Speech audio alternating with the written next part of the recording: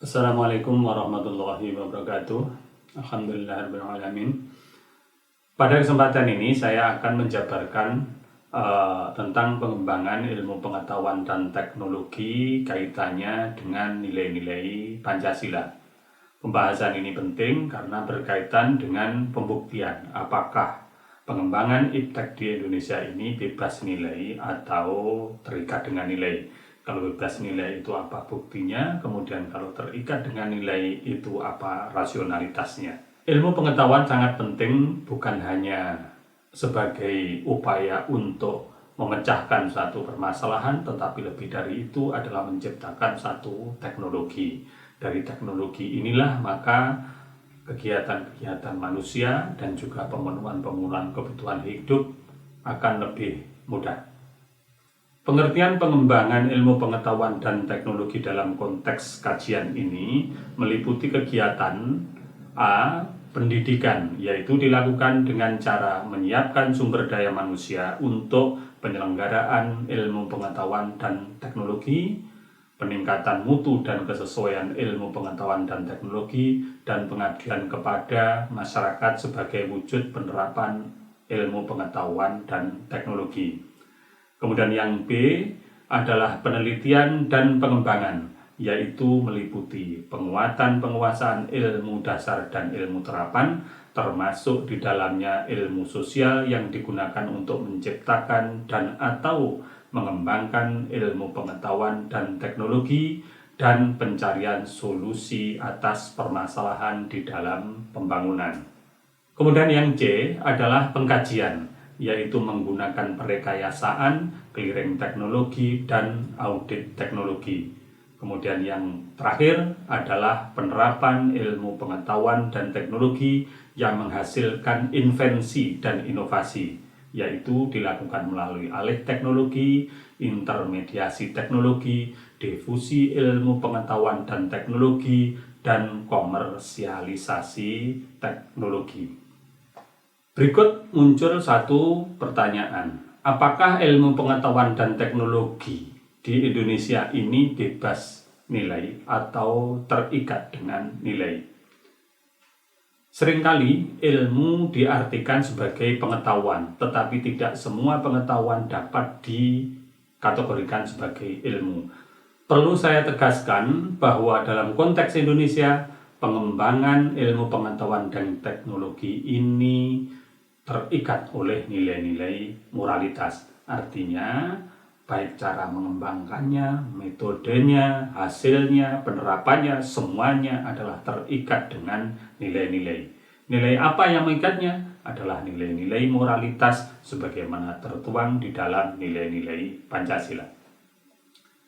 Indonesia mengambil posisi yang tepat di dalam mengaitkan ilmu pengetahuan, teknologi, dan seni ini dengan Pancasila, karena secara yuridis tegas diatur bahwa pengembangan dan pelaksanaan ilmu pengetahuan, teknologi, serta seni tidak bebas nilai. Hal ini didasarkan pada ketentuan pasal 2 Undang-Undang Sistem Nasional Ilmu Pengetahuan dan Teknologi bahwa Sistem Nasional Ilmu Pengetahuan dan Teknologi berasaskan 1. Keimanan dan ketakwaan terhadap Tuhan Yang Maha Esa, 2. Kemanusiaan, 3. Keadilan, 4. Kemaslahatan, 5. Keamanan dan keselamatan, 6. Kebenaran ilmiah, 7. Transparansi, 8. Aksesibilitas, 9. Penghormatan terhadap pengetahuan tradisional dan kearifan lokal. Bahkan jelas diatur bahwa di dalam pasal 5, ilmu pengetahuan, teknologi, dan seni berperan sebagai landasan di dalam perencanaan pembangunan nasional di segala bidang kehidupan yang berpedoman pada haluan ideologi Pancasila. Dengan demikian maka jelas, ilmu pengetahuan dan teknologi dikembangkan, digunakan, dan dimanfaatkan harus berdasarkan pada sila-sila di dalam Pancasila. Buktinya, di dalam pasal 5 juga dicantumkan tentang peran penting iptek dalam memajukan peradaban bangsa yang berdasarkan ketuhanan Yang Maha Esa dan menjaga nilai etika sosial yang berberi kemanusiaan. Ini termasuk di dalam nilai sila yang ke-1 dan yang kedua.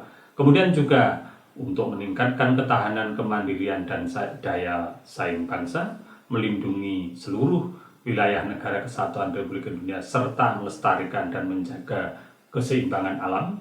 Ini masuk di dalam sila ketiga dan keempat.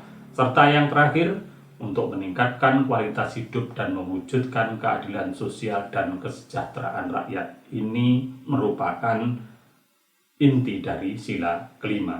Jadi dari ketentuan itu dapat kita pahami bahwa undang-undang pun itu juga di dalamnya menjadikan Pancasila sebagai landasan di dalam pengembangan ilmu pengetahuan dan teknologi. Pengembangan ilmu pengetahuan dan teknologi serta seni bukan aktivitas dan produk yang bebas nilai. Artinya, baik proses pengembangan maupun hasil temuan dikendalikan oleh nilai-nilai Pancasila. Tanpa memperhatikan nilai-nilai Pancasila, pengembangan ilmu pengetahuan dan teknologi akan kehilangan arah atau bahkan dapat menghilangkan harkat dan martabat manusia.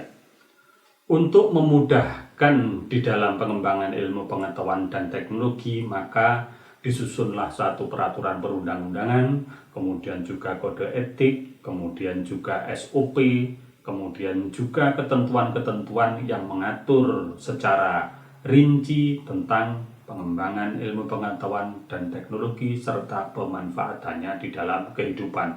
Semua hal tersebut diatur didasarkan pada nilai-nilai yang digunakan dan dihormati di masyarakat yang bersumber pada nilai-nilai Pancasila.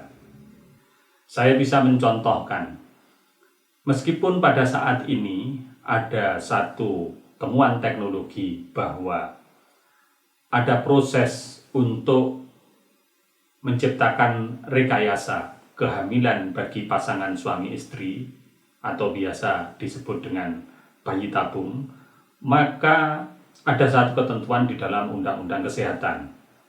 Pembuahan menggunakan rekayasa teknologi tersebut hanya dapat dilakukan oleh suami istri yang sah.